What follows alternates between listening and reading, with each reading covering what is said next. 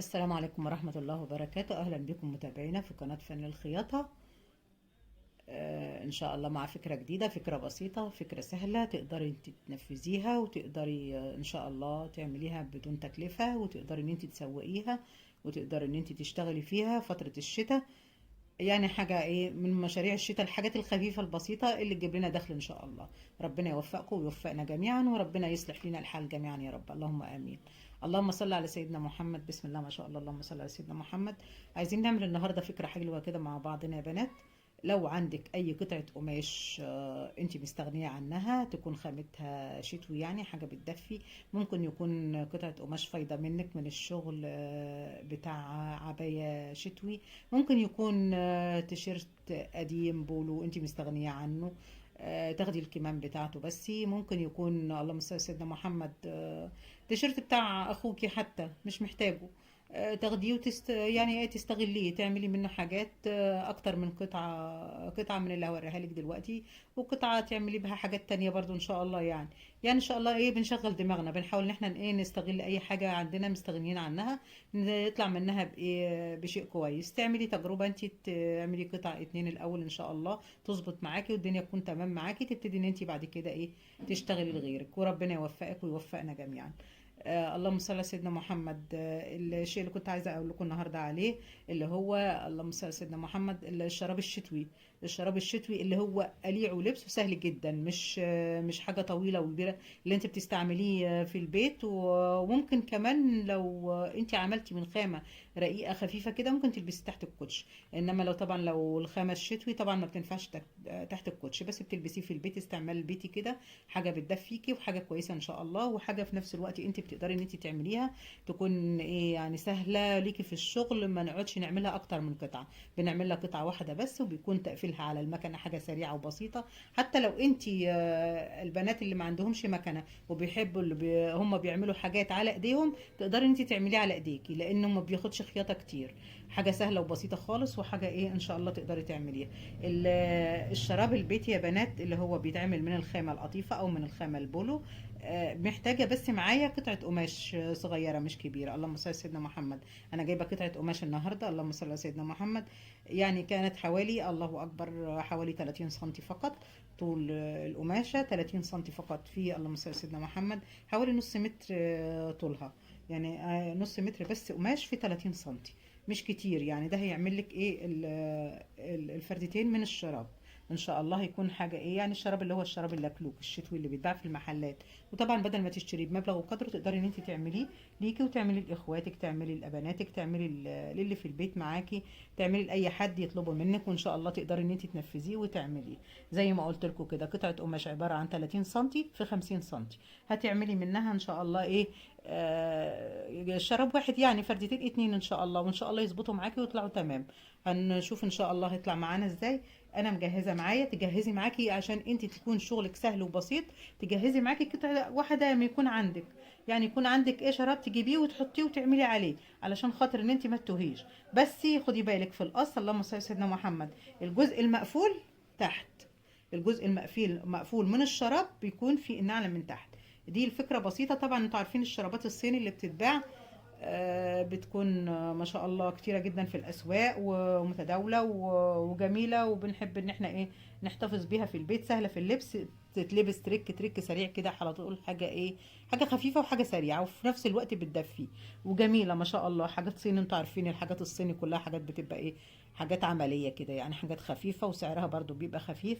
انت تقدري تعمليها وتوفري سعرها، يعني انت تقدري تعملي لك بدل واحد اتنين وتلاتة، وتقدري انت تسوقيها برضو زي ما هما بيعملوا بيسوقوا عندنا كده. احنا كمان نقدر نعمل ونسوق احنا كمان. اللهم صل على سيدنا محمد. بتحطي ده على القماش الاربع طبقات، بتطبقي القماشه بتاعتك اربع طبقات. تمام. انا معايا طبقتين مش مفتوحين اهم لسه، وفي طبقتين مفتوحين هفتحهم انا طبعا دلوقتي في الشغل. ببتدي ان انا احط القماشه بتاعتي ديت، واحط الجزء اللي هو الشراب اللي انا جايباها جاهزه ديت معايا، وبحطها علشان اقيس عليها. بس انا بقى هنعمل اختلاف عن ديت ايه بقى كمان، عشان نعمل حاجه اجمد واوفر واجمل كمان ان شاء الله، وتدفي كمان معانا عن دي كمان. هنعملها بدل ما بنعملها ديت بتكون على حرف الرجل كده، يعني ايه سايبه مساحه كبيره من الرجل باينه، لا احنا هنعملها اكتر من كده كمان، هنعملها تدفي اكتر من دي كمان. وهنعمل مساحه اللهم صل على سيدنا محمد، الارتفاع بتاعها يجي على يقرب من المعصم بتاع الرجل، علشان تدفي معانا اكتر وتغطي جزء اكبر من الرجلين. هنشوف دلوقتي زي ما قلت لكم كده، انا حطيتها اهوت. وهناخد العلامات بالماركت بتاعنا.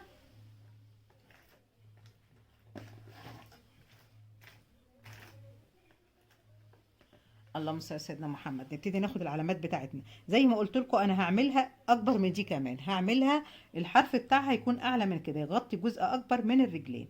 اللهم صل على سيدنا محمد. فباخدش بقى العلامه عند الحرف بتاع ديت، لا انا هاخد العلامه فوق شويه، علشان تديني ايه زي ما قلت لكم مقاس اكبر من كده. ابتدي ان انا اخد علاماتي هنا كده بالشكل ده. زي ما قلت لكم انا هاخد مقاسات اكبر شويه، علشان خاطر ان انا لما اعملها اللهم صل على سيدنا محمد تديني مقاس اكبر، تديني ايه يعني ايه ارتفاع اكتر من دي بتبقى على على الصوابع كده، لا احنا هنعملها ايه اكبر من كده. نبتدي ان احنا نقصها ان شاء الله. بسم الله الله اكبر، اللهم صل على سيدنا محمد. كده تمام. شايفين انا واخده مساحه قد ايه معايا زياده عن التانية.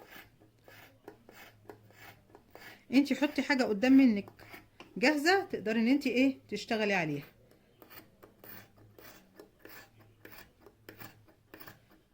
انا عارفه مقاساتها ان شاء الله يعني، وايه اقدر اما اعملها من غير ما احط ديت، بس عشان انا عملته اكتر من مره وايه والحمد لله تمام وظبطت ان شاء الله. بس انا حاطه لكم دي معايا كده، حاطه لكم ديت قدامكم علشان خاطر انت لما تيجي تشتغلي يكون ايه قدام منك الشغل سهل. يعني حاطه لكم ديت كايه زي ما بيقولوا كموديل كده قدام منك، او الديزاينر بتاعها يكون. الحمد لله. احنا بنقول للجماعه اللي هم البنات اللي هم لسه ايه في بدايه الطريق، اللي هم مش عارفين لسه وبيعرفوا، فبقول لك الاسهل والافضل، افضل طريقه ان انت هاتي حاجه جاهزه عندك زي كده وحطيها وقصي عليها، وهتمشي تمام ان شاء الله. وان شاء الله هتصممي كل اللي انت عايزاه وهتعملي شغلك تمام ان شاء الله. اللهم صل على سيدنا محمد. نبتدي ان احنا نقص كده، نكمل القص بتاعنا. تمام. اللهم صل على سيدنا محمد. خدي بالك ان انت لو عملتي الحاجه ان شاء الله يعني وفيها اتساع شويه لا علاج، انما لو عملتيها وطلعت ضيقه معاكي يعني هتبقى صعب في الوقت ده ان انت تعالجيها. خلاص طلعت صغيره مش نافعه بقى تاني بقى، لا هتنفع حد صغير ولا حاجه. انما لو الحاجه كبيره معاكي ممكن بقى انت ايه تقدري تضيقيها بعد كده، تبقى سهله يعني ايه تصليحها سهل. يعني المقاس الكبير تصليحه سهل، انما المقاس الصغير ملوش علاج. تمام. كده انا قصيت بالشكل ده. تمام. قصيتها قدامكم زي ما انتم شايفينها بالشكل ده. ابتدي ان انا اقفلها على المكنه بتاعتي.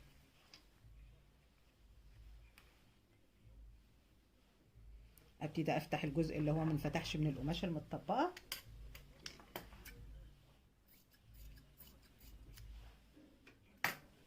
معايا يا بنات.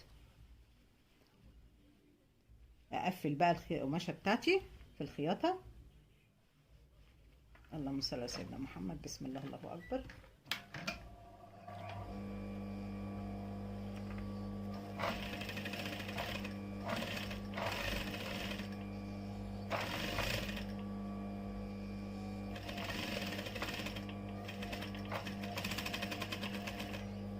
هتقفلي الجزء ده الاول وتقفلي الجزء اللي من ورا كده.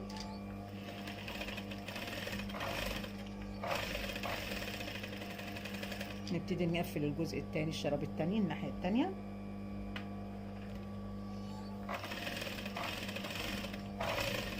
هنطلع ان شاء الله شراب احلى من الجاهز، لكلوك احلى من الجاهز واوفر منه ومقاس كبير كمان عنه للبنات اللي هي مثلا بتعمله بيجي معاها مقاس الجاهز بيجي مقاس صغير ما بيبقاش كبير ما بيكفيش.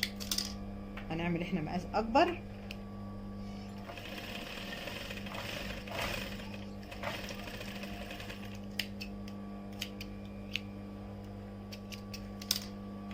كده انا قفلت القطعتين معايا. طبعا انا لما باجي اقفل يا بنات باخد علامه في الجزء ده وعلامه في الجزء ده علشان خاطر التقفيل يكون زي بعض ان شاء الله نفس المقاس نفس الايه. تمام. ادي معايا الجزء ده والجزء ده، اخد علامة معايا بالماركت بتاعتي عشان اقف لحد هنا بالمكنة، الشغل بتاعي يكون لحد الجزء ده فقط. بعد كده ابتدي ان انا، اللهم صل على سيدنا محمد، بسم الله ما شاء الله، اللهم صل على سيدنا محمد، الجزء ده اعيد عليه تاني علشان ايه ما يفتحش مني في الخياطة. الجزء اللي هو الطرف الاخير ده بيفضل ان انا اعيد عليه كده. طبعا انا واخده علامه بالماركت بتاعي اعرف امشي لحد فين في الشغل. بعد كده ابتدي ان انا اقلبها بالشكل ده. عايزه انت بقى ايه تكون ثابته معاكي وتديكي برضو في النهايه الشراب اللي ماسك على رجليكي وحلو. هنعمل له بقى ان شاء الله ايه، هنعمل له من هنا كده. لو احنا عندنا البيه الجميل اللي بيتحط في الجاهز ده خير وبركه. طب ده مش متوفر عندنا، هنعمل ايه؟ هنبتدي نحط الاستيك بتاعنا العادي خالص اللي هو الرفيع، الاستيك المبطط العادي خالص، هنحطه من جوه وهنشوف شكله يطلع معانا ايه. الاستيك اللي هو ده يا بنات، الاستيك ده هنحطه هنا كده. تمام. ونبتدي ان احنا نعمل عليه كده بالشكل ده، هنعمل له مجرى فيه بالشكل ده يلم معانا الشراب بتاعنا ويعمل له قفله جميله كده فيه. طبعا انا عامله مقاسي الشراب مدياله اتساع شويه ومدياله برضو مقاس اكبر من فوق شويه على اساس ان انا لما احط استك ما يأثرش معايا، يكون القماش معايا تمام وماشي ومكفي والدنيا تمام ان شاء الله.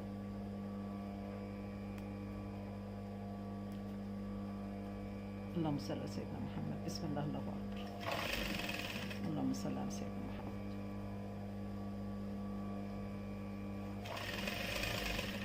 اللهم صل على سيدنا محمد.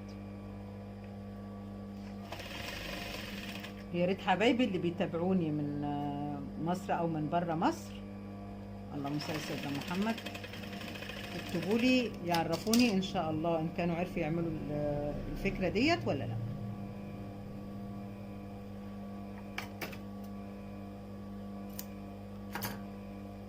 دي خلصت معانا كده، هنشوف التانية برضو يا كمان.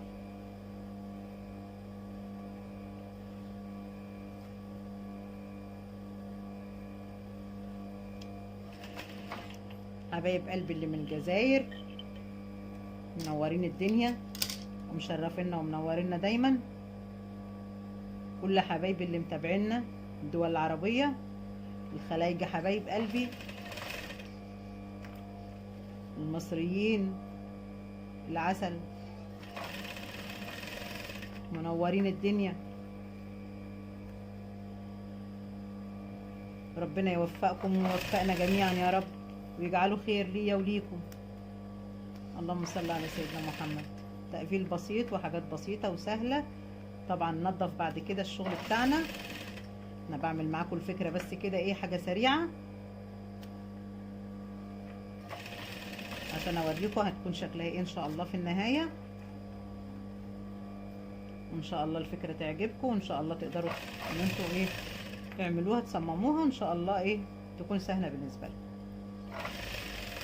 اللهم صل على سيدنا محمد، بسم الله الله اكبر، اللهم صل على سيدنا محمد. كده احنا خلصنا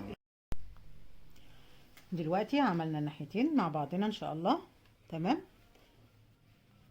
دي شكل الشراب من جوه بعد ما خيطته.